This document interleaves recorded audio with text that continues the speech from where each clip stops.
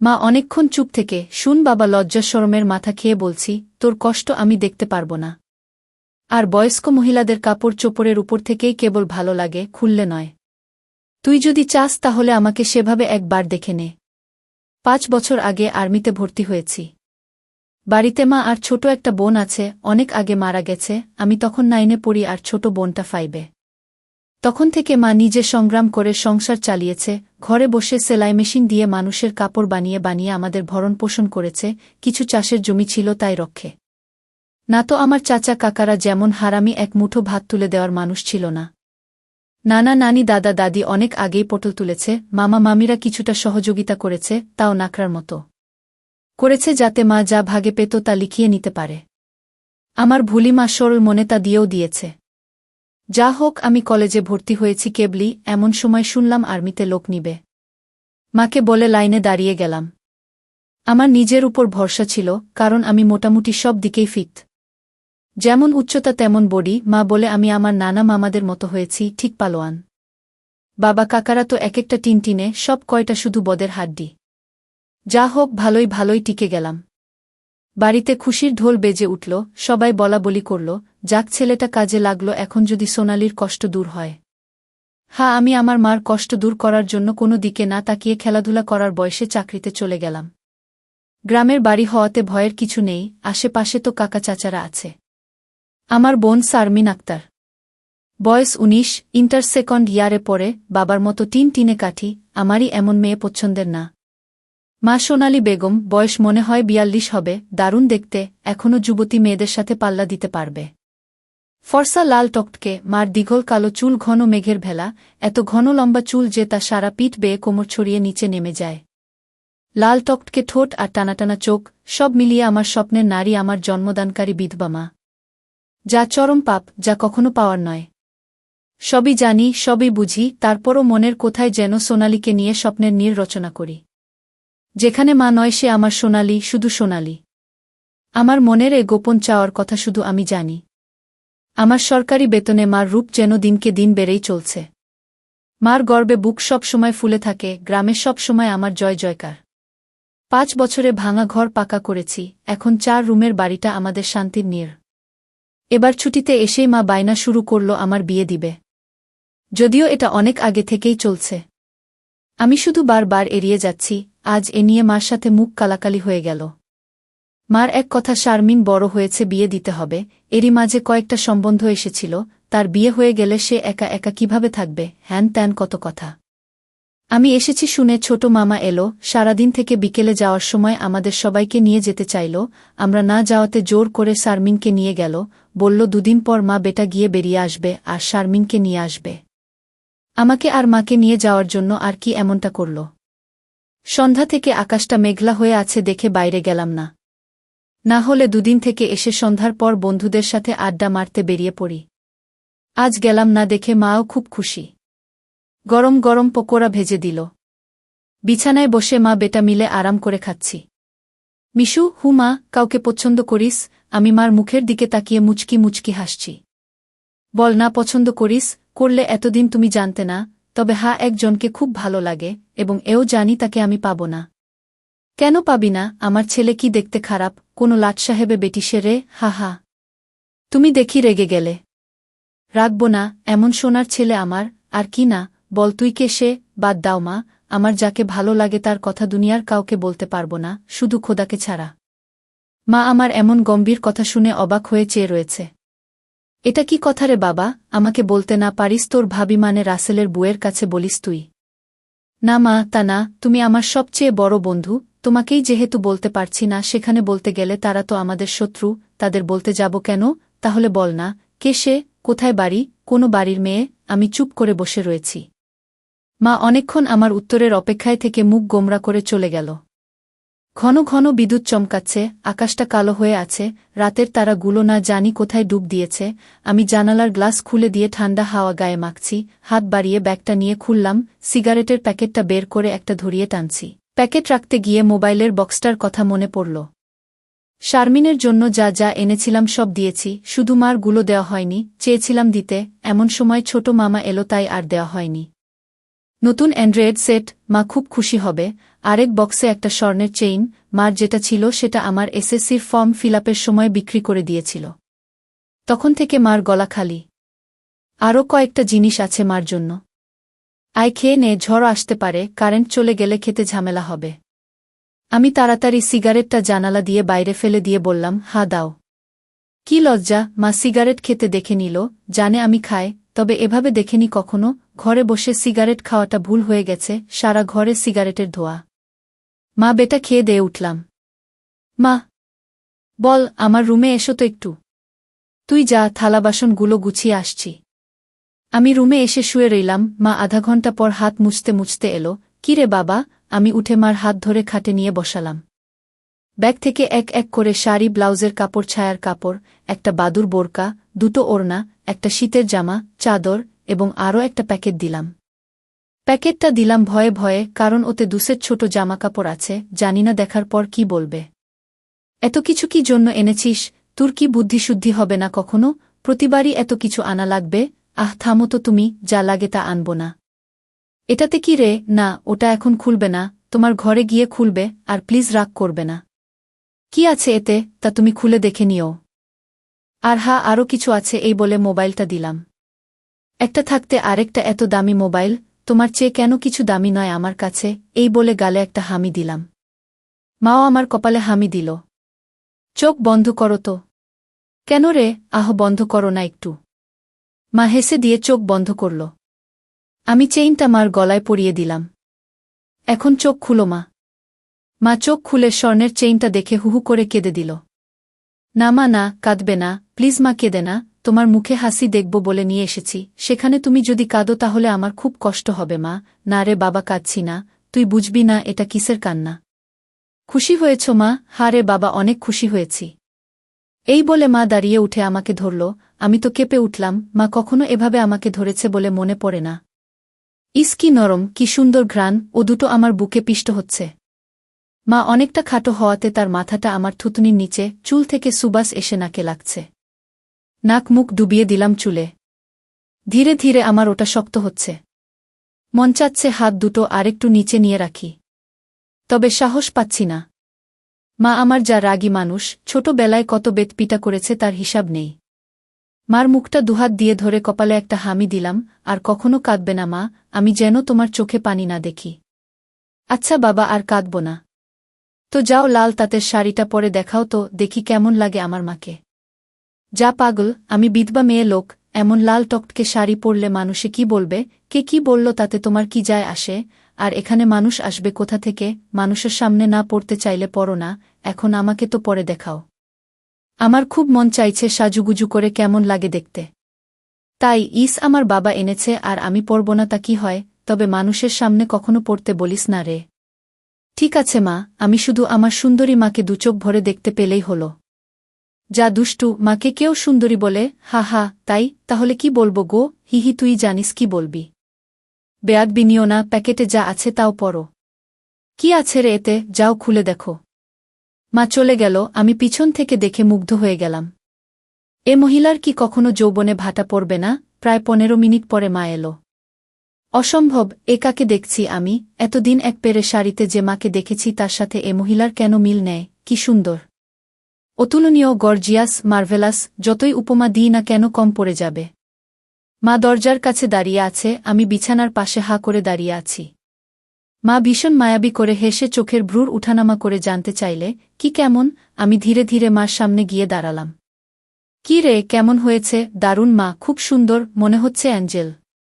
যা দুষ্টু, মাকে এমন কমপ্লিমেন্ট দিতে হয়? আমার 10 পাস মা যে এমন কথাও বলতে পারে জানা ছিল না। সরি মা বলে হাত ধরে বিছানায় নিয়ে বসালাম। আমি নিচে বসে মার কোলে মাথা রাখলাম। তুমি সব সময় এমন ভাবে থাকতে পারো না মা? মা আমার মাথায় চুলে হাত বুলিয়ে দিয়ে, কি পাগলের মতো বলছিস? মানুষে দেখলে কি বলবে? তাহলে বলো, আমি যে কয়দিন থাকব সে কয়দিন এমন করে সেজে থাকবে কেন রে? আমার খুব ভালো লাগে মা। হি হি পাগল, আচ্ছা থাকবনি। আমি মুখ উঠিয়ে মার মুখের দিকে তাকিয়ে, ওগুলো পড়েছ মা? যা শয়তান, কিছু তো শরম কর। মার জন্য কেউ এসব আনে? জানি না মা কেউ আনে কি না, তবে বাবা থাকলে হয়তো আমিও আনতাম না। সে নেই দেখে মনে হলো আমার মার তো ভালো মন্দর খোঁজ রাখার কেউ নেই, তাই নিজেই রাখি। রাগ হয়েছ মা? না, রাগ হয়নি, কিন্তু আর আনিস না। কেন মা, পছন্দ হয়নি নাকি সাইজে হয়নি? সব ঠিক আছে। তবে কি মা? মা লজ্জায় মুখ ঘুরিয়ে নিয়ে, তুই এনেছিস ভাবলে পড়তে শরম করে রে। আজ থেকে আমাকে ছেলে নয় বন্ধু ভাববে, তাহলে আর শরম করবে না। হবে মা আমার বন্ধু? যাহ পাগল, সমবয়সী না হলে কি বন্ধু হওয়া যায়? এ যুগে ওসব পুরনো কথা মা। তাই বলে মা ছেলে? মা ছেলে, এতেই তো ভালো, একে অপরের কাছে আসা যায়। তুই অনেক বড় হয়ে গেছিস দেখি, কি সুন্দর কথা বলছিস। তা তো অবশ্যই, কয়দিন পর তোমার ছেলে সেকেন্ড লেফটেন্যান্ট অফিসার হবে। খুব ভালো হবে রে বাবা, খুব ভালো হবে। এমন সময় বিদ্যুৎ চলে গেল। মোবাইলটা জ্বালাতো মিশু, দেখি চার্জার বাতিটা কোথায় আছে। থাক না মা, এমন কি সুন্দর তোমার কোলে শুয়ে আছি। জানো মা, পাহাড়ি এলাকায় একা একা পোস্টে ডিউটি দেওয়ার সময় এমন স্বপ্ন রোজ দেখি। প্রতিদিন মনে হয় তোমার কোলে শুয়ে একটু যদি। ঠিক আছে, এমনই থাক, তোর যত মন চাই। ধন্যবাদ মা। হি পাগল। মা আজ আমার পাশে ঘুমাবে একটু? কেন রে, মন চাচ্ছে তোমাকে ধরে ঘুমাতে। ঠিক আছে, যা, সদর দরজাটা বন্ধ করে ঘরগুলোতে ছিটকানি লাগিয়ে আয়। আমি উঠে লাফাতে লাফাতে চলে গেলাম। আজ আমার খুশি ধরে না, কিছু হলে হতেও পারে। এক জগ পানি নিয়ে এলাম সাথে করে। এসে দেখি মা শুয়ে পড়েছে। টেবিলে জগটা রেখে খাটের পাশে দাঁড়ালাম। মা দেয়ালের দিকে সরে গিয়ে আমাকে জায়গা করে দিল। বজ্রপাতের আলোতে মার মুখটা মায়াবী মায়াবী লাগছে। খোলা জানালার হিম বাতাসে আমার মনে ঝড় তুলছে। জানি না মার মনে কি চলছে। মনে হচ্ছে মা তার স্বামীকে পাশে শোয়ার জন্য জায়গা করে দিল। মা নতুন বউ, আমি তার স্বামী। দাঁড়িয়ে রইলি যে, শুবি না? শুই। মার পাশে শুয়ে পড়লাম, দুজনে মুখোমুখি। আধো অন্ধকারে দুজনে দুজনার দিকে চেয়ে আছি। ঘুমাবি না? তুমি ঘুমাও, আমার ঘুম এত তাড়াতাড়ি আসে না। তাই আয় কাছে আয়, মাথায় হাত বুলিয়ে দিচ্ছি। আমাকে আর পাই কে? একেবারে মার বুকের কাছে বুক নিয়ে গেলাম, তবে কোমরটা দূরে রাখলাম। মা একটা হাত সাইডে লম্বা করে দিল, এখানে মাথা রাখ। মা তার হাতের উপর মাথা রাখতে বলছে। আমি সহজ মনে তাই করলাম। নাকটা মার বগল থেকে ৩-৪ ইঞ্চি দূরে। ভালোমতো দেখতে না পেলেও বুঝতে পারছি যে এর বেশি দূরে নয়, কারণ ঘামের ঘ্রাণ পাচ্ছি। মার বগলের ঘ্রাণেই তো আমার শরীর আনচান আনচান করছে। মার বাম হাতের উপর শুয়ে আছি, মা ডান হাত দিয়ে মাথায় হাত বুলিয়ে দিচ্ছে, এতে করে আঁচল উঁচু হচ্ছে। আর যখনই বিদ্যুৎ চমকাচ্ছে তখনই ওগুলো দেখতে পাচ্ছি। নিজেকে কন্ট্রোল করা মুশকিল হয়ে পড়ছে। মিশু, কাকে পছন্দ করিস বললি না তো? শুনলে রাগ করবে মা, তাই বলা যাবে না। কেন, এমন কাকে তোর মনে ধরেছে যে শুনলে রাগ করব? বাদ দাও না মা, নিজেকে তোমার কাছে ছোট করতে চাই না তোমার মনে কষ্ট দিতে। তোর কথার তো আগা মাথা কিছুই বুঝছি না। নাইবা বুঝলে মা? তোমাকে একটু ধরি। মা হি করে হেসে, ধর। কি সুন্দর ঘ্রাণ গো মা তোমার। যা শয়তান। আমি মার এমন আশকারা দেওয়া কথায় সাহস পেয়ে তাকে চিৎ করে দিলাম। মন চাচ্ছে কোমরাটা উপর তুলে দিতে। মুখটা উঁচু করে হামি দিয়ে বললাম, আমি তোমাকে খুব ভালোবাসি মা। মা আমার মুখটা দুহাত দিয়ে ধরে, আমিও তোকে খুব ভালোবাসি রে সোনা। আমার ভালোবাসাটা অন্যরকম মা। কেমন রে? মা ছাড়া আরও অনেক কিছু। কেমন? শুনলে রাগ করবে না তো? বল না, এত প্যাচাচ্ছিস কেন? তুমি আমার ড্রিম গার্ল মা, তাই তো? কি? মা, জানি এটা শুনে আমাকে খারাপ ভাবছ, এজন্যই বলতে চাইছিলাম না। আমি তোর মা মিশু, এমনটা কিভাবে ভাবতে পারলি? জানি না মা, শুধু জানি আমি তোমাকে প্রচণ্ড ভালোবাসি, তোমাকে ছাড়া কাউকে ভাবতে পারি না। চুপ কর বেয়াদব, এমন কথা বলতে তোর মুখে বাজছে না? সরি মা। এই বলে তার উপর থেকে উঠে খাট থেকে নেমে পানি খেলাম। মাও বিছানার উপর উঠে বসেছে, বুঝতে পারছি সে অবাক হয়ে আমার দিকে তাকিয়ে আছে। জানালার ধারে গিয়ে দাঁড়ালাম। বৃষ্টি থেমে গেছে, তারপরও আকাশ কালো হয়ে আছে। চাঁদ তারা কোথায় যেন লুকিয়ে গেছে আজ। ঠিক আমার হৃদয়ের মতো চারিদিকে অন্ধকার। এমন সময় কারেন্ট এলো। ঘরটা আলোকিত হয়ে গেল। আমি জানালাটা লাগিয়ে দিলাম, পর্দা ঝুলিয়ে দিয়ে ঘুরে দাঁড়ালাম। মা বিছানার উপর হাঁটুতে মাথা দিয়ে নির্বাক বসে আছে। ফ্যানের হাওয়া আমার রেশমি চুলগুলো দোলা দিচ্ছে। মনে হচ্ছে নববধূ বসে আছে। মা মুখ তুলে আমাকে তার দিকে এক মনে তাকিয়ে থাকতে দেখে, এখনে আয়। আমি মার কাছে গেলাম। বসলাম। মা আমার পিঠে হাত বুলিয়ে দিয়ে বলে, এমনটা হয় না বাবা, আমার লক্ষ্মী সোনা ছেলে। আমি কিছু মনে করিনি। আমি জানি তোদের বয়সের ছেলেদের ফ্যান্টাসি হয় খালা, চাচিরা। তবে মাকে নিয়ে ফ্যান্টাসি রচনা করা একটু বেশি হয়ে যায়। সরি মা। আমার ভোলি ভালিমা যে এতটা বুঝে এতটা পোক্ত আমার জানাই ছিল না, এত অনেক শেয়ানা। ঠিক আছে, চেষ্টা কর আমার উপর থেকে মনটা সরিয়ে অন্য দিকে নিতে, বিয়েটা করে নে, দেখবি সুন্দরী বউ পেলে মাকে ভুলে যাবি। আমি মাথা নিচু করে, পারব না মা, প্লিজ, নিজের সাথে অনেক লড়াই করেছি, আমি ক্লান্ত মা, কিছুতেই তোমাকে মন থেকে সরাতে পারি না। কেন রে, কি এমন পাস আমার মাঝে? আমি মুখ তুলে মার মুখের দিকে তাকিয়ে, জানি না মা, শুধু জানি তুমি আমার সব, তোমার কথা চিন্তা করলেই আমার কি তোর পাগল হয়ে যায় মা। মা মুচকি হেসে, ও কিছু না, নিষিদ্ধ জিনিসের প্রতি টান একটু বেশিই হয়, আমি তো বুড়ি হয়ে গেছি, তুই যেমনটা ভাবিস তেমনটা আমি আর নেই। মার এমন কথা শুনে আমি কেঁপে উঠলাম। মা কি ইশারায় আমাকে বুঝালো যে তার জিনিসপত্র আর আগের মতো নেই, দেখলে আমার পছন্দ হবে না? দেখ বাবা, এক এক জনের এক একজনকে ভালো লাগে, তাই বলে কি তাকেই নিজের করে পেতে হবে এমন কেন কথা আছে? অন্য কেন মা হলে এসব কথা শোনার সাথে সাথে চিৎকার চেঁচামেচি করে বাড়ি মাথায় তুলত। আমি কিন্তু তা করছি না, কারণ তুই আমার একমাত্র ছেলে, নারী ছেঁড়া বাঁধন, তোকে আমি অনেক ভালোবাসি, তাই বলছি আমার ভালোবাসার মর্যাদা রাখতে বিয়ে করে নে বাবা। দেখবি ধীরে ধীরে আমার থেকে মন বোমার দিকে চলে গেছে। ধন্যবাদ মা, তুমি আমার কথা মন দিয়ে শুনেছ এবং যুক্তি দিয়ে ভালো মন্দের বিচার করেছ বলে। তবে লজ্জা না করে বলছি মা, এর আগেও আমি দু-একটা মেয়ের সাথে মিশেছি, তারা শুধু সুখ পেয়েছে আমার কাছে, আদর ভালোবাসা একটুও পায়নি আমার কাছ থেকে। এমনকি আমার নিজেরও হয় না যতক্ষণ চোখ বন্ধ করে তোমাকে না ভাবি। যখন সেসব মেয়েদের জায়গায় তোমাকে কল্পনা করি তখন আমি আর নিজের মাঝে থাকি না, সুখের সাগরে ভেসে যায়, কেবলমাত্র তখনই হয় আমার। তুই তো অনেক দূর এগিয়ে গেছিস তাহলে, আমি অনেক আগে থেকেই বুঝতে পেরেছিলাম যে আর চোখে লুকিয়ে লুকিয়ে আমাকে দেখিস। ভাবতাম শয়তান ছেলে পুলে, আরেকটু বড় হলে সমবয়সী মেয়েদের সাথে মিশলে ঠিক হয়ে যাবে, কিন্তু এখন দেখছি তা না, তোর দেখি বয়স্ক মহিলাদের ভালো লাগে। এতক্ষণ মার সাথে এত খোলামেলা কথা বলতে পেরে নিজেকে অনেক হালকা লাগছে, সাহস করে মাকে ধরে শুইয়ে দিলাম। মা চুলে হাত বুলিয়ে দিচ্ছে। আমি তাহলে কি করব মা, সেটাই তো ভাবছি। যেটাই ভাবো মা, আমার মতো পরিবর্তন হবে না। মানে কি? মানেটা তুমি ভালো করেই জানো। মার কণ্ঠে এবার সত্যি সত্যি রাগের আওয়াজ পেলাম। তাই বলে সারা জীবন বিয়ে করবি না, নাকি ছেলে হয়ে মাকে বিয়ে করতে চাস? মা যে এমন কথা ঠাস করে বলে বসতে পারে তা আমি চিন্তাই করিনি। আমি বললাম, বিয়ে না করতে পারলেও তো তুমি আমার হতে পারো। এটা কি মামা বাড়ির আবদার নাকি? ছি ছি মিশু, এমনটা বলতে তোর মুখে বাঁধল না? তাহলে সারা জীবন ছেলেকে এভাবেই দেখতে পাবে মা, তোমার এই মিশু কখনো বিয়ে করবে না। মার চোখে জল টলমল করছে, আমি হাত দিয়ে তা মুছিয়ে দিলাম। আমি তো এমন কিছু করিনি মা, তাহলে তুমি কাঁদছ কেন? আমরা দুজন জাস্ট আলাপ করছি।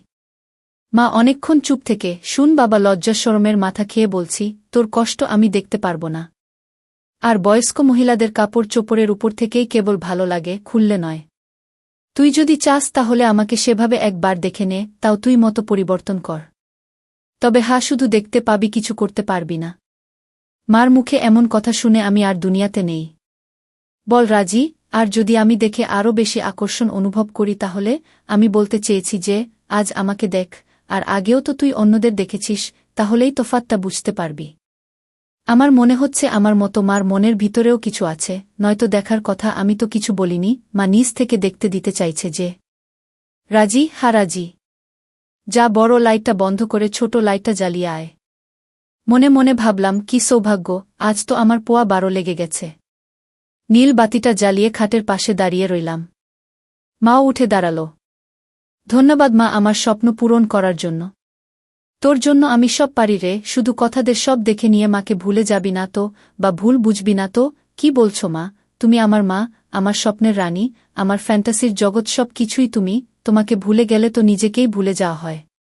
কথা দিলাম মা, জীবন থাকতে তোমার অবাধ্য হব না, ভুল বুঝা বা ভুলে যাওয়া তো দূরের কথা।